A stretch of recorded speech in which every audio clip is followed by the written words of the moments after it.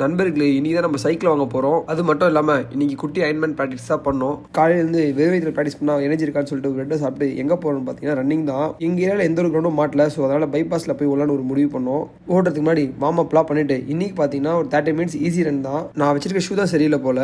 ஏன்னா மட்ராக்ல ஓடும் போது என்னால் 40 மினிட்ஸ் கண்டினியூஸாக ஓட முடிஞ்சது. ஆனால் இன்னைக்கு 30 மினிட்ஸ் கூட கண்டினியூஸாக ஓடவே முடியல. நடுவில் 1 மினிட் பிரேக் விட்டு திரும்பி 15 மினிட்ஸ் ஓடி தான் ஃபுல்லாக கம்ப்ளீட் பண்ண வேண்டியதாகிடுச்சு. அப்புறம் ஒரு டீ போட்டு ஜிம்முக்கு போயிட்டு ஜிம்மில் பார்த்தீங்கன்னா நீங்கள் ஃபுல்லாக ஸ்ட்ரென்த் ட்ரைனிங் தான் பண்ணேன்.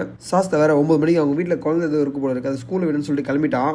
அப்புறம் பார்த்தீங்கன்னா ஒரு 45 மினிட்ஸ் தரமாக சைக்கிளிங் பண்ணிட்டு வீட்டுக்கு நடந்து போகிற மாதிரி இருந்துச்சு. சரி டேக்கா கால் பண்ணேன். அவன் வந்து ஒரு 10 மணி போல் பிக் பண்ணிக்கிறேன் அப்படின்னு சொல்லிட்டு சொன்னான். சரி அதுக்கு ஒன்று ஒரு 1 ஹவர் இருக்குன்னு சொல்லிட்டு ஸ்விம்மிங் பூல் பார்த்தீங்கன்னா நம்ம ஜிம் பக்கத்துலேயே தான் இருக்கும். இன்னைக்கு நீச்சல் என்ன பயிற்சின்னு பார்த்தீங்கன்னா ஒரு 200 மீட்டர் வந்து warm up, 50x4 techniques, 100x6 medium face, 50x4 sprint, லாஸ்ட்டாக பார்த்தீங்கன்னா 200 மீட்டர் வந்து வார்ம் டவுன்.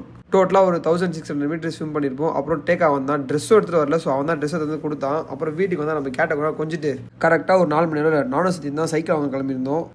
எம்மா சென்னையில் என்ன டிராஃபிக்னு சொல்லி பேசிட்டு இருந்தேன். நம்ம சைக்கிள் எங்கே புக் பண்ணியிருந்து பார்த்தீங்கன்னா 5 AM பைசைக்கிள் ஸ்டுடியோஸில் தான். நம்ம போகிறதுக்கு முன்னாடி சைக்கிளை அரேஞ்ச் பண்ணி வச்சிருந்தாங்க. சரி ஒரு டெஸ்ட் ட்ரைவ் பண்ணுவாங்கப்பா அப்படின்னு சொல்லிட்டு சொன்னாங்க. எனக்கு உண்மையாலுமே டெஸ்ட் ட்ரைவ் நான் கரெக்டாக பண்ணா தப்பாக பண்ணா கூட தெரியல. ஆனால் மண்டையை மட்டும் ஓட்ட தெரிஞ்ச மாதிரி நல்லா ஆட்டினேன். நான் வந்து நம்ம சைக்கிளே காஸ்ட்லி நினச்சேன். பட் அந்த கடையில் போனால் 3 lakh 4 lakh 5 lakhலாம் சைக்கிள் வச்சிருக்காங்க. ஏன் 14 lakhs சைக்கிள் வச்சிருக்காங்க.